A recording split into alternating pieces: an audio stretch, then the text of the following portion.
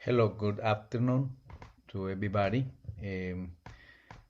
This is a presentation related with the result that we had with some field trials using application of the fungicide for controlling coffee leaf rust in commercial coffee farm in Hawaii. Uh, this field work already have been published in this journal, and in this was a work conducted in collaboration with some people from the US PBAR in Hilo. And first of all, I want to give my thanks to Andrea and Mav for the invitation to this to give this seminar to all of you. And second, I want to thanks to all coffee farmers that have been working with us in this specific project, and also all the people from PBAR in Hilo and the institutions that funding this specific work.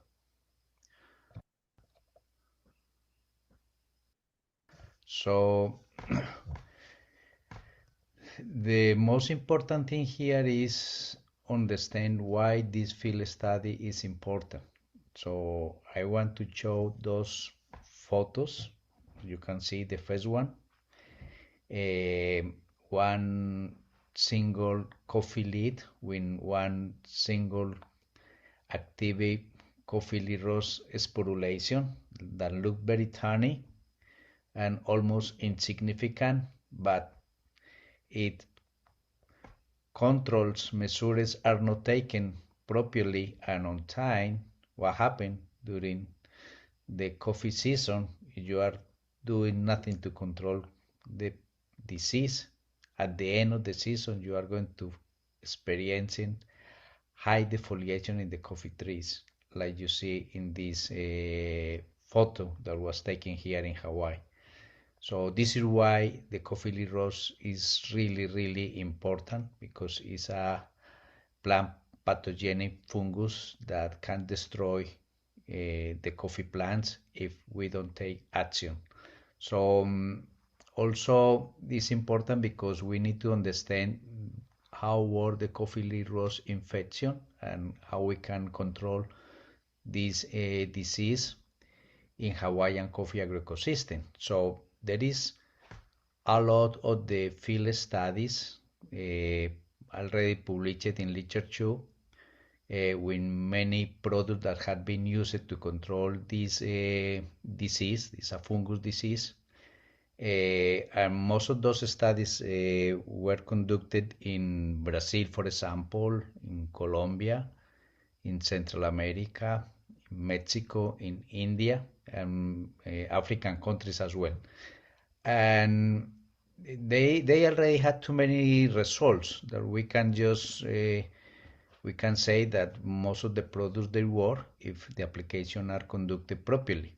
But the big difference here is that this work is conducted specifically under Hawaiian coffee agroecosystem. And I remember last year in one annual meeting from the American Phytopathological Society, somebody tell me that the work that we are doing here in Hawaii related with the coffee leaf rust, we are reinventing the wheel. And I say, maybe the person is right, maybe the person is wrong. But then I realized that doesn't matter.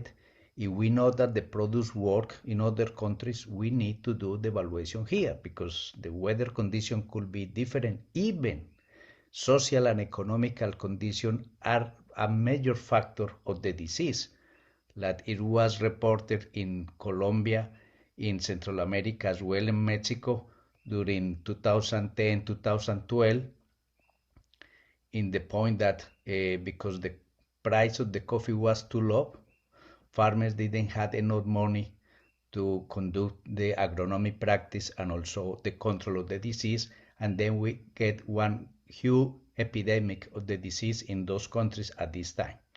So this is why it's important to do this kind of studies. So we wanted to address some questions. The first question was, what is the efficacy of preventive or curative fungicides against the CLR in commercial coffee farm in Hawaii. Also, how long does the protection of coffee folia last after the application of the fungicides is done? And how much is the cost of those applications? So this study was conducted in 6 different coffee farms, 3 in Kona, 2 in Kau, 1 in Hilo, and you can see here all the difference related with elevation, temperature, rainfalls, density, and topography.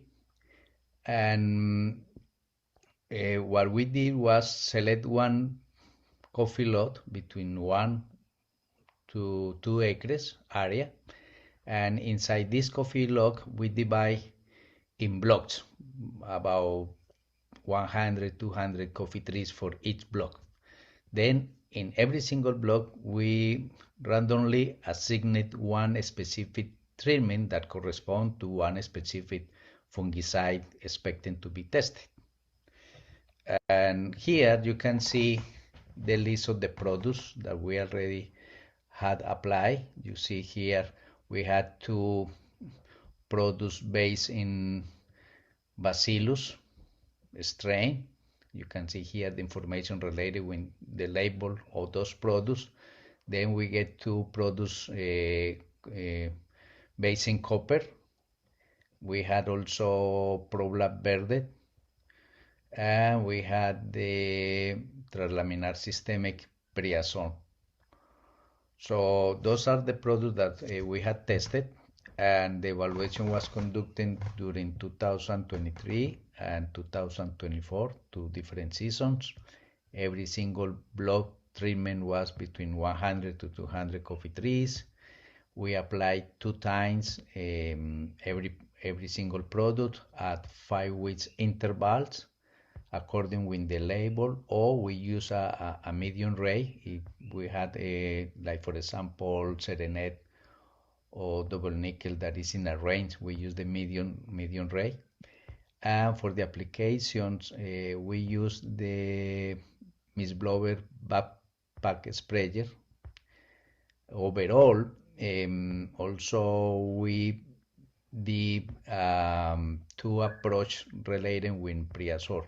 One approach was a single spray of Priazole, and the second approach was 2 applications of the Priazole and 1 in the medium wind budget, according with the level of the product. So we want to apply 1 product first, then about 3 weeks later, 1 preventive budget, and another 3 weeks later, the second application of Priazole. The reason for why we did this one is because we wanted to know if it is any different between a single application or 1 application in a rotation system.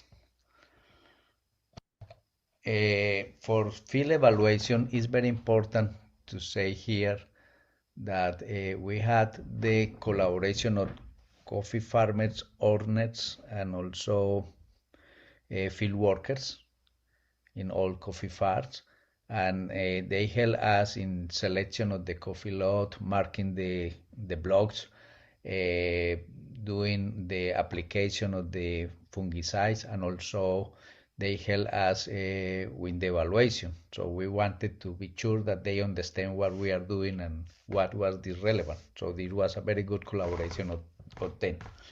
So the evaluation was related to CLR incidents and lead retention, and this is only to see like select for example 12 coffee trees in 2022 season and 15 coffee trees from every single block treatment during 2023, and in every single tree we made evaluation in 3 different branches, in the top, in the median, and in the lobe canopy of the tree.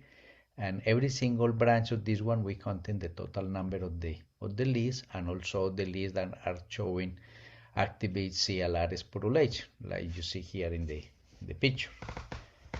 And the study was conducted one evaluation before spray the fungicides, and the study was conducted until week 15 in 2022 and until week 12 in 2023. Now let's go directly for the results. So regarding the efficacy of the fungicides, again, the coffee leaf rust, we measure what happened before the application and for the preventive products 6 weeks later, and for the pre-azor 8 weeks later. So here we can see that for the 2022 season, the CLR incidence was relatively low at the beginning, and we see that the budget product pushed the CLR infection down. Kotsai as well put down, but was no significant difference, and we didn't find a reduction of the CLR infection in this case Serene and Prola Verde for this season. Now, during 2023, the CLR incidence was higher, around 8 or 9% average, and we see that only the pre-azor approach that we use, a single application or 2 applications in combination with the budget, they push the CLR incidence lower than 2%. And we find that the budget product they pushed down, but was not significant. And again, the biological products, they was almost the same. And surprise for us, Prolat Verde, instead to push down, the CLR increase in this specific case. Another question was how long could be the protection of those the trees could be last. So the evaluation was conducted 10 weeks after the final spray for 2022 and 7 weeks for the final sprays in 2023. And we find that budget and Consai, they keep the CLR infection in lower the 5% threshold that we are expecting, but didn't happen with Sereneda Prola Verde in this season. And during the second year of the evaluation, pre-azor products, they keep the CLR infection lower, and budget and Kotsai exactly in the threshold, and the another products didn't keep the infestation at this level. So also we can see the coffee leaf rust incidence over the time, and we can see here during 2022 the arrows are showing the periods of time when the sprays was conducted, week number 1 and week number 5 in both seasons. And we can see here, starting with low incidence of the CLR infection, all the products, they are working very well for the first application, and after the second application, only the copper-based products, they keep the infection under the control, and didn't happen with Serene and Prola Verde in this case. Now, 2023, with high level of the CLR incidence, higher than 10%, we see the pre-azor products, they push the infection down and keep down over the full evaluation. And in the case of the copper-based products, we can see that after the second application, they try to keep the CLR infection exactly in the level of the threshold. So that means they get protection for several weeks. But what happened with bacillus-based products, budget and double nickel, they keep the infection higher than the threshold that we had, that is 5%. It could be good for some coffee farmers to be lower than 5% in order to minimize any potential damage or the reduction of the coffee production. But if the infection go up, so we are going to get like a negative impact at the end of the season or for the following season. This is why it's important to keep this 5%. So another aspect is what happened with coffee leaf retention that is related with the foliage. So we measure the number of the leaves before the sprays and the number of the leaves that we get it at the end of the trial after the two applications. And we find for the first season that both copper products they increase the number of the leaves. That means the products provide very good protection. Even the Serenade, starting with load infection, they provide good protection as well. And Prolat didn't, but was not too bad at this point. However, when we enter to the second year of evaluation, we find that only the Priazor products they provide better coffee leaf retention comparing the beginning and the end of the field trials, and also budget. The rest of the products they didn't from the statistical point of view. Why this is important? Because coffee leaves are the factories that are going to push the coffee plant to produce flower, to produce berries and feed the berries. So if we lose one proportion of the leaves, we are going to experiencing a reduction in coffee production. This is why it's important. So another aspect is what was the cost. So we had here for a single spray, every single product, what was the rate per acre that was used, how much was the cost of the product, and also the total cost that include labor and product is here. So you can see that the cost size and budget was the cheapest, followed by Serenade and Priazor, and the rest of the products they were high price. So other aspects to be considered for controlling CLR. First, we need to think always in improvement of the agronomic practice with control, fertilization, sanitation, pruning, regulation of shade. All of this is important to minimize the active bee sporulation that is always in the fields. So it's going to help to reduce that. Monitoring CLR. And I know most of the coffee farmers, for whatever reason, they don't want to do monitoring, but at least the recommendation is make differentiation between what is active or dry CLR sporulation, like you see here in the picture.